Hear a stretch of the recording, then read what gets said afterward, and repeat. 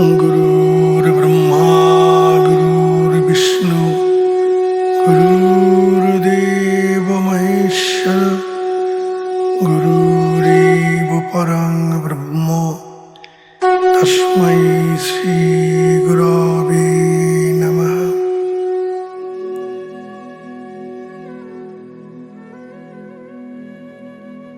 जय गुरु जय गुरु जय যোগীরাজ জয় যোগীরাজ জয়। পরম করুণাময় গুরুদেবের নামে শুরু করছি। পুরাণ পুরুষ থেকে পাঠ করছি। পঞ্চদশ পাঠ বা পর্ব। শ্রী ভগবান উবাচ, ভগবান বলিলেন, সহজং কর্ম কুন্তেয় সদোষমপি ন ত্যজেৎ সর্বারম্ভ হি দোষেনা ধূমেনাগ্নিরিবব্রতঃ। গীতার অষ্টাদশ অধ্যায় 48 শ্লোক। অর্থাৎ এই ক্রিয়াযোগ যাহা সহজ কর্ম রূপে প্রাপ্ত, সেই সহজ কর্ম শুরুজনিত মুহূর্তে বা সময়ে প্রথম দোষযুক্ত হলেও তাহা করণীয়, কারণ সকল কর্মই আরম্ভে দোষযুক্ত হয়, তারপরে ধীরে ধীরে এটা পরিশুদ্ধ হয়। এই ক্রিয়াযোগী সেই সহজ কর্ম বা প্রাণকর্ম যাহা সহজাত। প্রথম অনভ্যাস দরুন দোষযুক্ত হইলেও উহা ত্যাগ করা উচিত নহে, কারণ সকল কর্মই আরম্ভ মুখে ধূমাবৃত অগ্নির ন্যায় দোষযুক্ত থাকে। তাই যোগীরাজের মুখে একটি কথায় প্রায়ই শোনা যাইত। তিনি প্রায়ই সকলকে বলিতেন, বনত বনত বন যায়, অর্থাৎ আত্মকর্ম নিয়মিত অভ্যাস করতে করতে একদিন সকল কর্মের অতীতে পৌঁছাইয়া যাইবে, লক্ষ্যস্থলে বা উৎসস্থলে পৌঁছাইয়া যাইবে, আর তখনই তোমার পরমাত্মার সাক্ষাৎকার হইবে, ইহাকে নিজে জানিতে পারিবে। যোগীরাজ প্রদর্শিত এই প্রাণকর্ম সম্বন্ধে শাস্ত্র বলিয়াছেন, অর্থাৎ রুদ্রজামুলের 1500 পটলে আছে, প্রাণায়াম মহাধর্ম বেদানাম অপ্যগোচরঃ সর্বপুণ্যস্য সারহি পাপরাশি তুলানল মহাপাতককটিনাং তৎকটিনাং চ দুষ্কৃতং পূর্বজন্মার্জিতং পাপং নানা দুষ্কর্ম পাতকং নশ্যতে বো মহাদেব ধন্য সভ্যাস যোগতঃ। অর্থাৎ প্রাণায়াম উহাই মহাধর্ম, যা বেদেরও অগোচর, সকল পুণ্যের সার এবং সকল পাপ বিনাশক। ইহার দ্বারা কোটি কোটি দুষ্কর্ম এবং পূর্বজন্মের সকল পাপ ধ্বংস হয়।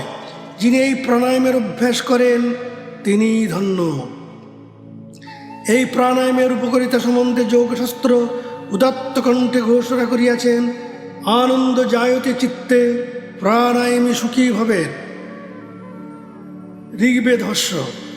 যিনি প্রাণায়াম করেন তিনি আনন্দে বা সুখে এই ভবসংসারে বাস করেন। কিন্তু ইহা নাকি টিপিয়া প্রাণায়াম নহে, ইহা গুরু বক্তব্য গ্রম্য। কারণ উহাতে জোর করিয়া বায়ু রোধ করিয়া প্রকৃতি বা স্বভাবের বিরুদ্ধে কুম্ভক করিতে হয়, তাহাতে ব্যাধি হইবার আশঙ্কা থাকে। বাল বুদ্ধির বিয়ঙ্গল অঙ্গুষ্টাভ্যাং নাসিকা ছিদ্রম অবরুদ্ধ যা প্রাণায়াম ক্রিয়তে স খলু শিষ্ট তেজঃ। ঋগ্বেদ ভাষ্য। অর্থাৎ অল্প বুদ্ধি লোকে অঙ্গুলি দ্বারা নাসিকারন্ধ্র অবরোধ করিয়া যে প্রাণায়াম করিয়া থাকে, তাহা শিষ্টজনের পরিত্যাজ্য। যোগীরাজ বলিয়াছেন, এক আর একে যেমন 2 হয়, ইহা নিশ্চিত সত্য, তেমনি 12টি উত্তম প্রাণায়ামে প্রত্যাহার এবং ইন্দ্রিয় বিষয় হইতে প্রত্যাহার, 144টি উত্তম প্রাণায়ামের ধারণা, অর্থাৎ আত্মবিষয়ক ধারণা, ইন্দ্রিয় বিষয় হইতে মন সম্মুখকে প্রত্যাহৃত হইলেই আত্মবিষয়ক ধারণা জন্মে। 1728টি উত্তম প্রাণায়ামে ধ্যান অর্থাৎ আত্মবিষয়ে স্থির লক্ষ্য এবং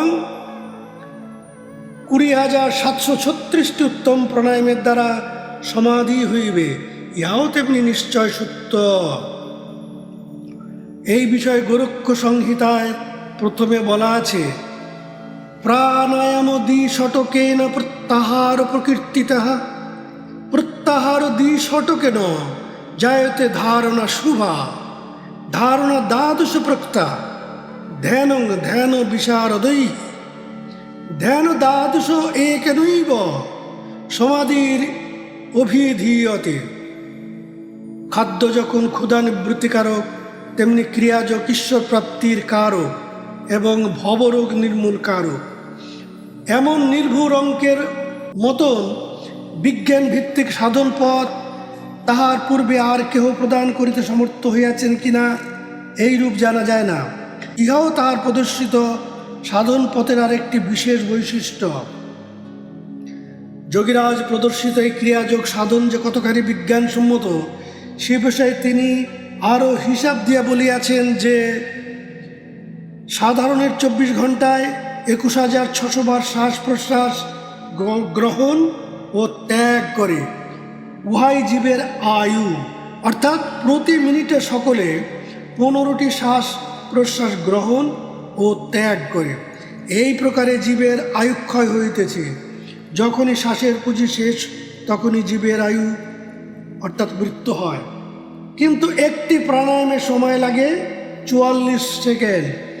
এই হিসেবে যোগী 24 ঘন্টায় প্রাণায়াম করেন 1964টি অর্থাৎ 2000টি। অর্থাৎ যোগী 24 ঘন্টায় শ্বাস প্রশ্বাস গ্রহণ ও ত্যাগ করেন মাত্র 2000, কিন্তু সাধারণ মানুষ শ্বাস গ্রহণ ও ত্যাগ করেন 21,600 বার। প্রাণায়াম করিতে করিতে যোগী নিশ্চল অবস্থা প্রাপ্ত হন, তখন তার শ্বাস প্রশ্বাসের কোনো প্রকার গতি থাকে না।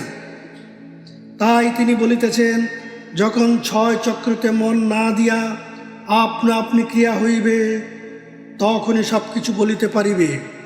অর্থাৎ তেমন ব্যক্তি যাহা বলিবেন তাহাই সত্য হইবে, কারণ তখন তিনি যুক্ততম অবস্থা লাভ করিবেন।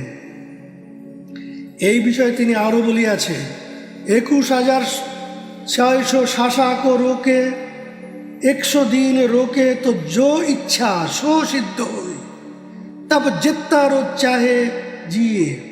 অর্থাৎ এই প্রকার কুম্ভক হইলে যোগীর ইচ্ছা মৃত্যু অবস্থা লাভ হয়। পুরক রেচক ছুটে যায়, তবে কেবল কুম্ভক বাহুলায়ে অর্থাৎ প্রাণ কর্ম করিতে করিতে যখন শ্বাস প্রশ্বাসে টান ও ফেলা থাকিবে না, নিশ্চল হইয়া যাইবে, তখনই কেবল কুম্ভক রূপ আনন্দ অবস্থা হইবে। ভগবান বলিয়াছেন, জয়গুরু। গীতার 2য় অধ্যায় 66 শ্লোক, নাস্তি বুদ্ধির যুক্তস্য ন চ অযুক্তস্য ভাবনা। অর্থাৎ আত্মাতে অযুক্ত ব্যক্তির আত্মবিষয়ক বুদ্ধি নাই এবং আত্মবিষয়ে অযুক্ত থাকায় প্রকৃত ধ্যানও হয় না।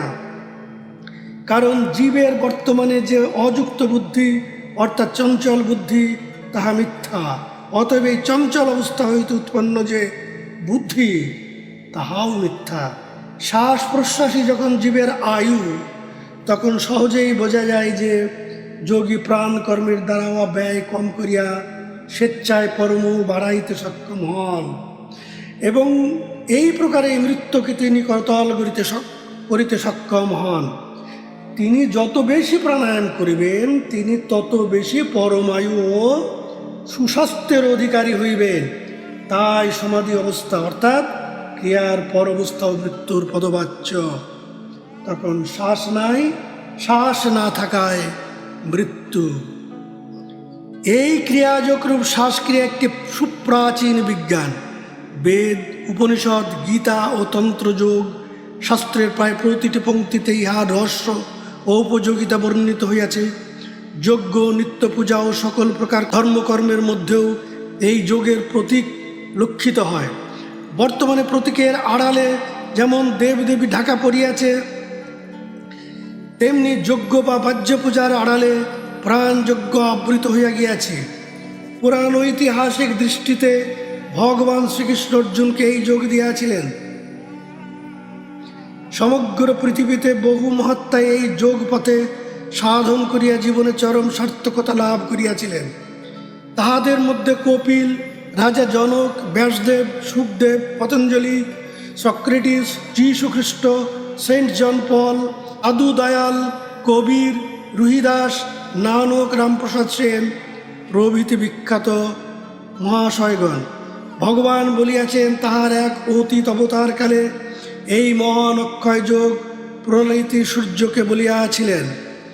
সূর্য মনুকে এবং মনু তৎপুত্র ইক্ষ্বাকুকে দেন। এইরূপে রাজর্ষিগণ এই যোগ পরম্পরাপ্রাপ্ত জানিয়াছিলেন, কিন্তু কালবশে সেই যোগ নষ্ট হইয়াছে। অর্থাৎ স্থির প্রাণরূপ জীবন কৃষ্ণ তিনি এই অক্ষয় যোগ সূর্যকে দিয়াছিলেন। প্রাণী সূর্য, আদিত্য বৈ প্রাণ, জ্ঞান সংকলনী তন্ত্র।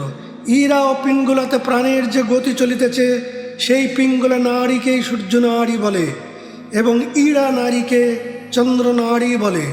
তাই ওই পিঙ্গলা নারী স্থিত বায়ুরূপী প্রাণী সূর্য, তিনি সূর্যকে বলিলেন।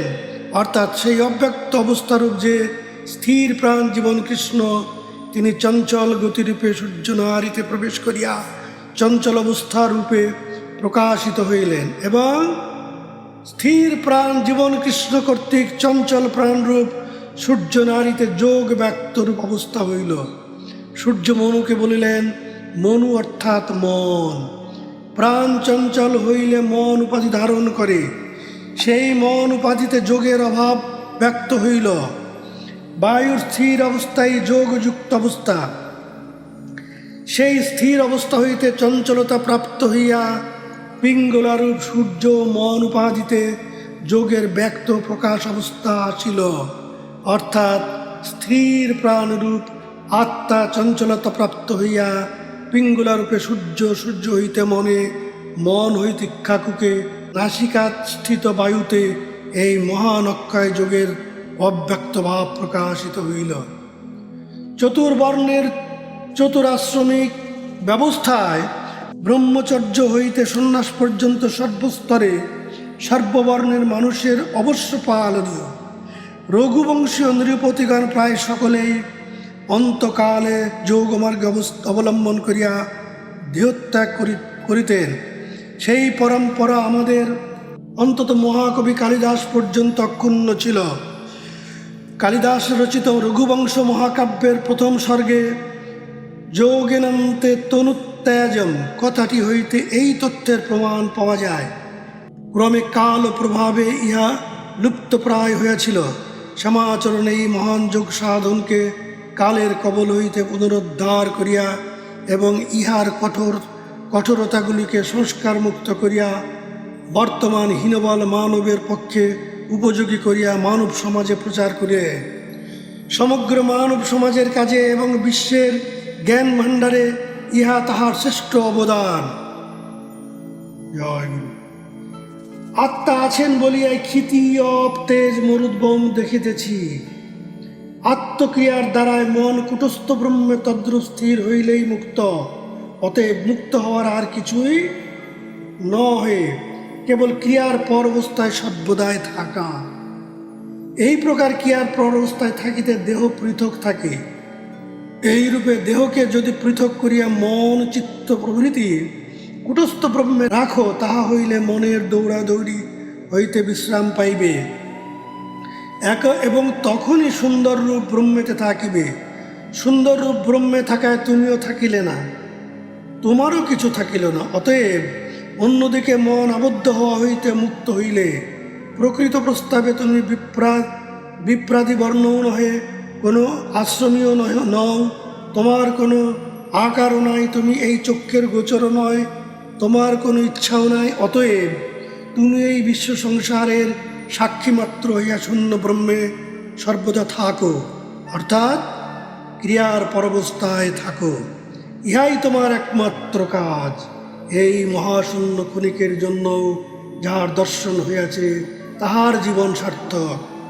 ধর্ম অধর্ম সুখ দুঃখ প্রভৃতি এসব মনের কাজ, কিন্তু তোমার যে বিভু তাহার কিছুই নাই। তুমি কর্তাও নহে ভোক্তাও নহে। কর্তা এবং ভোক্তা মনের দ্বারাই হইতেছে। সেই মন যখন ব্রহ্মে লীন হইল, অর্থাৎ ক্রিয়ার পরবস্থায় পাকাপাকি অবস্থান হইল, তখন নিশ্চয়ই সর্বদা মুক্ত। সেই যে অবস্তুর বস্তু ব্রহ্ম, তাহাই সর্বত্র দেখিতেছ, কিন্তু দ্রষ্টা অর্থাৎ মন যতক্ষণ ব্রহ্ম হয় নাই ততক্ষণই দৃশ্য দেখিতেছ। দ্রষ্টা ও দৃশ্য দুই হওয়ায় অন্যত্রে মন থাকিল। এই প্রকারে মনের অর্থাৎ দ্রষ্টার বন্ধন হইতে, এবং ইহাই তোমার বন্ধন অবস্থা। আমি কর্তা হইয়া ব্রহ্ম দেখিতেছি, অথবা সামনে তোমাকে দেখিতেছি, ইহাও অহং। এই অহংই তোমাকে দর্শন করিতেছে। তাই তোমার এই সংসারের যত কিছু জ্বালা ও ছটফটানি হইতেছে, কোনো প্রকারে মনের শান্তি পাইতেছ না বলিয়াই উপদেশ প্রার্থনা করিতেছ। তাই বলিতেছি, আমি কর্তাও নহি ভোক্তাও নহি। ক্রিয়ার পরবস্থায় থাকিলে এই বিশ্বাস আপনা আপনি হয়। এই বিশ্বাস স্বরূপ অমৃত পান করিয়া সুন্দর ব্রহ্মে সর্বদাই থাকো, অর্থাৎ সর্বদা ক্রিয়ার পরবস্থায় থাকো। ইহাই মুক্ত অবস্থা, আর ইহার বিপরীত বন্ধন অবস্থা। এই বিশ্ব সংসার নিজের মনের কল্পনা মাত্র। যেমন রজ্জুতে সর্পভ্রম, আবার যখন রজ্জুতে রজ্জুবোধ হইল তখন আনন্দ, তেমনি যখন ক্রিয়ার পর অবস্থায় থাকো তখন নিজ বোধরূপ তুমি হইতেছ। সেই তুমি সাক্ষী স্বরূপ বিভুও পূর্ণ হইলেই এক হইল, এবং এক হইলেই মুক্ত। তখন তুমি অক্রিয়, ইচ্ছারহিত, স্পৃহারহিত, সুতরাং শান্ত স্থির। কেবল ভ্রমিতেই সংসার বন্ধন হইতেছে। দেহরূপ অভিমানের পাশে চিরকাল বদ্ধ রহিয়াছ, তাই আমি এবং এই বোধ হইতেছে। সেই বর্তমান আমাকে ক্রিয়ারূপ খড়গের দ্বারা ছেদন করো, এবং ক্রিয়ার পর অবস্থাতে যখন আমি থাকিবে না, তখন আমিত্ব যাইবে এবং ব্রহ্মে লীন হইয়া সুখী হইবে। তখন তুমি কিছুই করিবে না, কারণ তখন কর্ম থাকিবে না, তখন কোনো প্রকার ইচ্ছাও থাকিবে না। নিমিত্ত নিঃসঙ্গ হইবে। ইহাই প্রকৃত নিঃসঙ্গ অবস্থা, কারণ তখন ইচ্ছা না থাকায় কোনো প্রকার ইন্দ্রিয় সঙ্গ নাই। তখন তুমি সব প্রকাশ নিরঞ্জন স্বরূপ হইতেছ।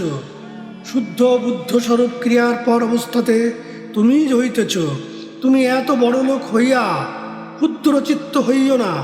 সেই ক্রিয়ার পর অবস্থায় থাকো যেখানে কোনো বিষয় নাই, বিকার নাই, ভয় নাই, এবং উহাই শীতল হইবার ও বিশ্রাম পাইবার স্থান হইতেছে।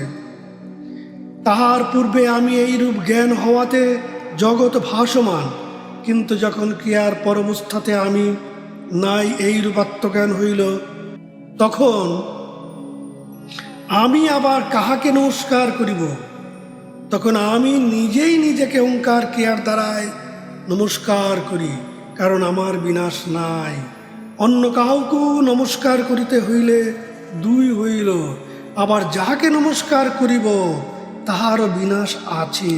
তাই আমি আমাকেই নমস্কার করি। জয় গুরু। আমি ভিন্ন অন্য হইলেই দ্বৈত। এই দ্বৈতই মহাদুঃখের মূল। ক্রিয়ার পর অবস্থা ব্যতীত এই দুঃখের আর কোনো ঔষধ নাই। দুই হইলেই কল্পনা আসিল। এই শরীর, স্বর্গ, নরক, বন্ধন, মোক্ষ, ভয়, কামনা, বাসনা এসবই কল্পনা মাত্র। এই সব কল্পনা ছাড়িয়া দিয়া ক্রিয়ার পর অবস্থায় যখন এক হইল, তখন ইচ্ছাও নাই, অনিচ্ছাও নাই, বন্ধনও নাই, মোক্ষও নাই। তখন শান্ত স্বরূপ নিরাশ্রয় আমি হইতেছি। এই যে তুমি বাঁচিতে ইচ্ছা করো, ইহাই তোমার বন্ধন। এই ইচ্ছা যখন নাই, তখন বন্ধন কোথায়? ক্রিয়ার পর অবস্থায় আটকাইয়া থাকো, যাহাকে জ্ঞান বলে। সেই জ্ঞান যাহার হইয়াছে, অর্থাৎ আটকাইয়া রহিয়াছে, সেই জ্ঞানই তাহার মৃত্যুর স্বরূপ হইতেছে। ক্রিয়ার পর অবস্থায় যিনি আটকাইয়া থাকেন, তাহার ইহলোকেও ও পরলোকেও কোনো ইচ্ছা থাকে না, তিনি কামনা রহিত হন। কিন্তু নিত্য অনিত্যবোধ যাহার আছে, তিনি মুখ্য কামনা করেন, ইহাও দ্বৈত। কিন্তু ক্রিয়ার পর অবস্থায় যে ধীর ব্যক্তি থাকেন, তিনি কিছুই করেন না, অথচ সবই করেন। তাই যোগীরাজ লিখিয়াছেন, 5 দণ্ড রোধ হলে কর্ম হবে, অর্থাৎ ক্রিয়া করিতে করিতে অন্তত 5 দণ্ডের জন্য প্রাণবায়ু রোধ হইলে, অর্থাৎ 5 দণ্ড কেবল কুম্ভক অবস্থা প্রাপ্ত হইলে যে অবস্থার উৎপত্তি হইবে তাহাই কর্ম হইবে, অর্থাৎ ওই রোধ অবস্থার না থাকাই অকর্ম। এমন ধীর ব্যক্তি সদাই আত্মাকে স্থির হইয়া থাকেন, যাহার সন্তোষ নাই, অসন্তোষ নাই, তাহার বন্ধন নাই, মুখ্যও নাই। তিনি কুবাক্য শ্রবণ করিয়াও কুপিত হন না, স্তুতিতেও হর্ষপ্রাপ্ত হন না। ইচ্ছা রহিত হইলে আশা থাকে না, আশা রহিত হইয়া ক্রিয়ার পর অবস্থায় থাকায় সর্বদা তৃপ্ত থাকেন। এমন ব্যক্তিকেই মহাত্মা বলে, এবং এই প্রকার মহাত্মার সহিত কাহারও তুলনা হয় না। এই প্রকার মহাত্মা সম্বন্ধে জনক বলিয়াছেন, অষ্টাবক্র সংহিতা 4th প্রকরণ 2য় শ্লোকে মহাত্মা জনক বলিয়াছেন, যৎ পদং প্রেপ্সব দীনা শত্রুদ্যা সর্বদেবতাঃ অহো অত্র স্থিত যোগিন হর্ষম উপগচ্ছতি। অর্থাৎ যে পদকে পাইবার জন্য সকল দেবতা দীনভাবে অপেক্ষা করেন, সেই পদকে ধীর যোগীগণ প্রাপ্ত হইয়াও হর্ষপ্রাপ্ত হন না। যিনি ক্রিয়ার পর অবস্থায় আছেন, তাকে পাপ পুণ্য স্পর্শ করিতে পারে না। তিনি বিজ্ঞ এবং তিনি প্রকৃত ইচ্ছা ও অনিচ্ছাকে বর্জন করিতে সমর্থ হন।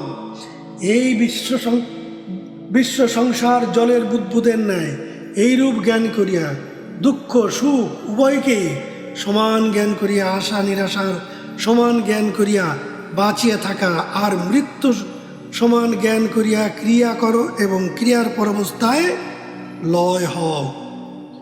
তখন তোমার গ্রহণ নাই, ত্যাগ নাই, অর্থাৎ আগম নাই, নির্গম নাই, শ্বাস নাই, প্রশ্বাস নাই। যাহা কাল তাহাই বয়স, কারণ কালও সময়, বয়সও সময়। এই কাল যে চলিয়া যাইতেছে, তাহাকে দেখো। দেখিতে দেখিতে কালস্বরূপ যে শ্বাস চলিতেছে, তাহা যখন স্থির হইবে, তখন সর্বং ব্রহ্মময় জগৎ হইয়া যাইবে এবং ক্রিয়ার পর অবস্থায় সমতাকে পাইবে। সংসার আর কিছুই নয়, ইচ্ছা করার নামই সংসার। সব বাসনা তো বা ইচ্ছা ত্যাগ হইলে স্থিতি হয়, তখন সংসার নাই। ইহা প্রাণকর্ম সাপেক্ষ, অতএব ইচ্ছাই সংসার, ইচ্ছাই বন্ধন। ক্রিয়ার পর অবস্থায় যখন ইচ্ছাও নাই, তখন সংসারও নাই, তাই মুখ্য। জয় গুরু। 3 গুণের অতীতে যে ক্রিয়ার পর অবস্থা, তাহাই ভাব।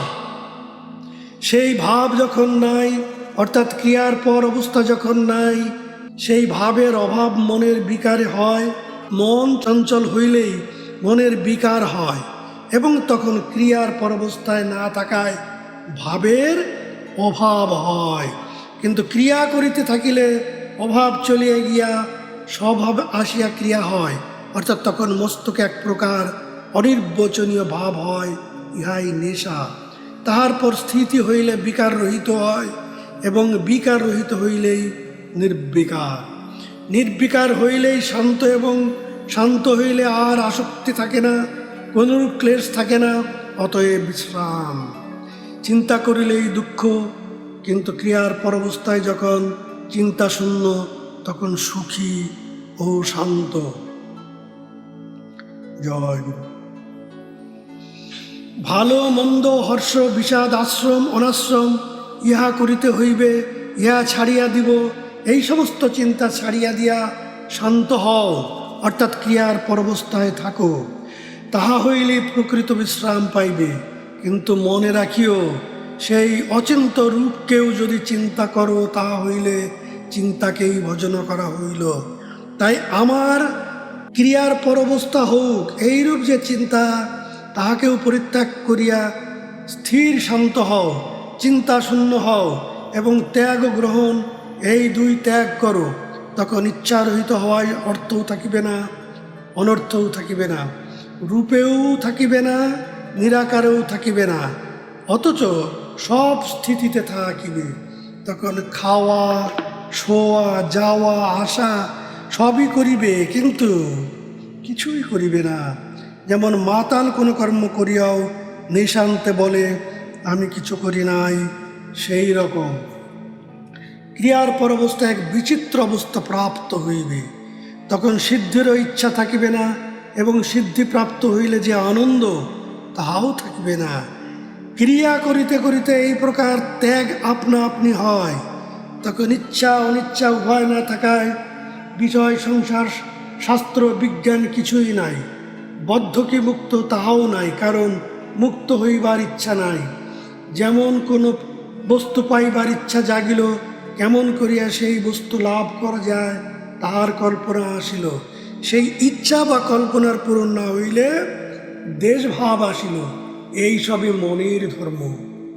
কিন্তু যখন ক্রিয়ার পর অবস্থায় মন আত্মাতে মিলিয়া গেল, তখন দেশ, ইচ্ছা, কল্পনা, মন কিছুই না থাকায় বিকল্প হইল। তখন সুন্দর রূপ ব্রহ্মচরণ করায় ব্রহ্মচারী, তিনি প্রকৃত ব্রহ্মচারী। তিনি ভক্তদের উপদেশ দিতে গিয়ে আরও বলিতেন, তোমরা যে আত্মা, সেই আত্মাই সকল ভূতেতে আছেন। সুতরাং সকল ভূতের আত্মা তোমার আত্মাতে আছেন, পৃথক কিছু নাই। অতএব তুমি সর্ব আত্মায় জগন্ময় হইতেছ। ক্রিয়ার পর অবস্থায় ইহা বিশেষ রূপে জানিতে পারিলেই সকলের মনের ভাব জানিতে পারিবে, এবং তখনই সর্বজ্ঞতা লাভ করিয়া সকল ভূতের গুণ ও ক্রিয়া আপনা হইতে জানিতে পারিবে। তখন সর্বশক্তিমান হইয়া সকল কর্মের অনিচ্ছার ইচ্ছায় করিতে পারিবে। এই প্রকার গাঢ় ক্রিয়ার দ্বারায় অনুস্বরূপ নিজেকে জানিলেই তোমার অহংকার চলিয়া যাইবে এবং নিরহংকার অবস্থা প্রাপ্ত হইবে। তুমি কূটস্থ স্বরূপ, তাহাতে শ্রদ্ধা করো। বারংবার বলিতেছি, তাহাতে শ্রদ্ধা করো। এই শ্রদ্ধা হইতে কখনো বিরত হইও না, কারণ কূটস্থ স্বরূপ ভগবান আত্মা তুমি হইতেছ, এবং তুমি পঞ্চতত্ত্বময় মন, বুদ্ধি, অহংকারের অতীত হইতেছ। যখন ক্রিয়ার পর অবস্থায় এক হইয়া যাইবে, তখনই তুমি জগন্ময়। তোমা ছাড়া জগৎ নাই, অতএব ভালো মন্দ কল্পনা নাই। এক হইয়া গেলেই অক্ষয়, অবিনাশী, শান্ত চিদাকাশ অমর তুমি হইতেছ।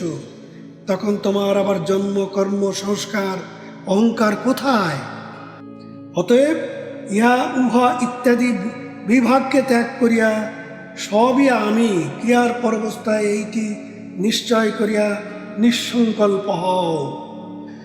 তুমি নিজেতে নিজে না থাকায় এই বিশ্ব সংসার দেখিতেছ, কিন্তু যখন ক্রিয়ার পরবস্থায় নিজেতে নিজে থাকিবে, তখন তুমি পরমাত্মা স্বরূপ জগন্নাথ। একবার ভাবিয়া দেখো, তুমি ছাড়া অন্য কিছু নাই। তুমি সংসারী, আবার তুমি অসংসারী। কারণ যখন তুমি অন্যদিকে মন দাও, তখন তুমি সংসারী। আবার তোমাতে তুমি থাকিলে, অর্থাৎ ক্রিয়ার পরবস্থায় থাকিলে, তখন তুমি অসংসারী। তোমার ইচ্ছাতেই এই বিশ্ব সংসার সব হইতেছে। ক্রিয়ার পরবস্থায় ইচ্ছা রহিত হইলেই এই বিশ্ব সংসার ব্রহ্মমাত্র, ইহা নিশ্চয় করিয়া জানিবে, এবং সব কিছু ব্রহ্মময়। এই জ্ঞান লাভ করিয়া সাম্যতাকে পাইবে। তখন তোমার বন্ধনও নাই, মোক্ষও নাই। এইরূপ কৃতকৃত্য হইয়া সুখে বিচরণ করিবে, ইহা নিশ্চয় করিয়া বলিতেছি। তুমি যতই শাস্ত্র পড়ো বা শ্রবণ করো, তাহাতে কিচ্ছু হইবে না। এইসব হইতেই বিস্মরণ হইতে হইবে, কিন্তু ক্রিয়ার পরবস্থায় না থাকিলে বিস্মরণ হয়। চিত্ত আশারহিত হয় না। ক্রিয়ার পর অবস্থায় অবস্থান করিয়া চিত্তকে আশারহিত করিতে হইবে। ইচ্ছা করাতেই দুঃখ হয়, কিন্তু যে ব্যক্তি ক্রিয়ার উপদেশ লাভ করিয়া এবং ক্রিয়া করিয়া ইচ্ছারহিত হইয়া নিবৃত্তিকে পায়, সেই ধন্য হয়। তাহার তুল্য কেহই সুখী নহে। এমন ব্যক্তির আর চক্ষের পলক ফেলিতে হয় ও তুলিতে ইচ্ছা করে না। তিনি তখন আলসে হইয়া যায়, কর্ম প্রবৃত্তি শূন্য হইয়া চুপচাপ পড়িয়া থাকেন। অতএব চিন্তা শূন্য হইলেই মুখ্য, তখন ধর্ম অর্থ কাম মুখ্য সব কিছুতেই নিরপেক্ষ হয়। তখন তিনি গ্রহণ ও ত্যাগ এই দুই রহিত হওয়ায় বিরক্ত নহেন, রাগবান নহেন। অবশ্য এই অবস্থা সকলে জানে না। যাহারা হইয়াছে তিনি কেবলমাত্র বুঝিতে পারেন। যতই বলা হোক বা লেখা হোক, কেহই বুঝিবে না। অতএব ভালো মন্দ বিচার এবং ইচ্ছা রহিত হইলেই সংসার বৃক্ষের অঙ্কুর বিনষ্ট হয়। কিন্তু দুঃখ নিবারণের জন্য যদি কেউ সংসারকে ত্যাগ করিয়া অরণ্যে গিরিগহ্বর মঠ মিশন বা আশ্রমে যাইতে চাহে এবং সেখানে যাইলে সুখ লাভ করিবে এইরূপ ইচ্ছা করে, তাহা হইলে সেও বদ্ধ, কারণ তাহার ইচ্ছা বর্তমান। কিন্তু এই সংসারে থাকিয়াও যিনি ক্রিয়া করিয়া ক্রিয়ার পর অবস্থা লাভ করিয়া ইচ্ছাতীত হন, তার সুখও নাই, দুঃখও নাই, বন্ধনও নাই, মুখ্যও নাই। কিন্তু যতক্ষণ এই দেহেতে মমতা ও ইচ্ছা আছে, ততক্ষণ সে জ্ঞানীও নয়, যোগীও নয়, মুক্তও নয়, কেবল দুঃখের ভাগী। ইহা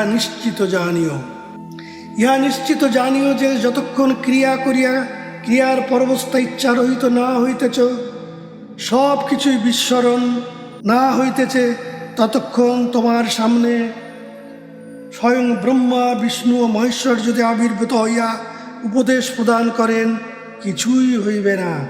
ইচ্ছা রহিত যিনি, তিনি সর্বদাই একাকী রমণ করেন। তাহার নিকট সবই ব্রহ্মময় হইয়া যাওয়ায় আর দুই থাকে না। তাহার ভোগ ও মোক্ষের ইচ্ছা না থাকায় তিনি মহাশয়। এমন ব্যক্তি বিরল। তখন তিনি কিছুই দেখেন না, অথচ সবই দেখেন, কারণ তখন তাহার দৃষ্টি শূন্য ব্রহ্মে থাকে। তিনি তখন জাগ্রতও নহেন, নিদ্রিতও নহেন, তার চক্ষুদয় উন্মিলিতও নহেন, নিমিলিতও নহেন। এ এক বিচিত্র অবস্থা। সুখ দুঃখ, সম্পদ বিপদ, নর নারী, লাভ অলাভ, বন্ধন মুক্ত সমজ্ঞান করেন। তাহার নিকটে সকলের প্রভেদ থাকে না। তখন তাহার নিকট সব আছে, কিন্তু ইচ্ছা ও আসক্তের রহিত হওয়ায় কিছুই নাই। পাইলে খান, না পাইলে খান না। তখন চিত্তশূন্য ব্রহ্মে থাকায় আপনা আপনি থাকিয়া নিজেই নিজেকে নমস্কার করেন। তখন তিনি স্বভাবে থাকায়, অর্থাৎ ক্রিয়ার পরবস্থায় থাকায় ভাব এবং অভাব নাই। কারণ ভাব এবং অভাব ইহা কেবল চিন্তাযুক্ত জীবের কল্পনা মাত্র।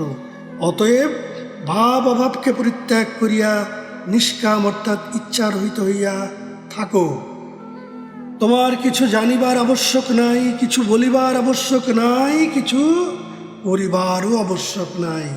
তাই যাহারা যোগী, তাহারা সংকল্প বিকল্প রহিত হইয়া সবই আত্মময় এইরূপ নিশ্চিত অবস্থায় সতত যুক্ত হইয়া স্থির হইয়া বসিয়া থাকেন। ক্রিয়ার পর অবস্থায় এই প্রকার শান্ত যোগীর বিক্ষেপ নাই, এবং বিক্ষেপ না থাকায় অনুকর্ম নাই। কিছু করিতে হইবে এই প্রকার ইচ্ছা নাই। তখন এই রকম একটা ধারণা হয় যে কিছু করি নাই, অতএব ধ্যানও নাই। ক্রিয়ার পর অবস্থার পূর্বে এই বিশ্ব সংসারে দেখিতেছিলে, কিন্তু ক্রিয়ার পর অবস্থায় ব্রহ্মে লীন হওয়ায় নিজে নাই, অতএব বাসনা করিবে কে? অতএব সংসারও নাই। এই প্রকার ব্রহ্মে লীন হইলে আর কিসের চিন্তা? সুতরাং তখন নিশ্চিন্ত। তখন আমি অদ্বিতীয়, আমি ভিন্ন আর কিছুই দেখি না। তখন আমি ব্রহ্ম। জয় গুরু, জয় গুরু, জয় যোগীরাজ, জয় যোগীরাজ। ও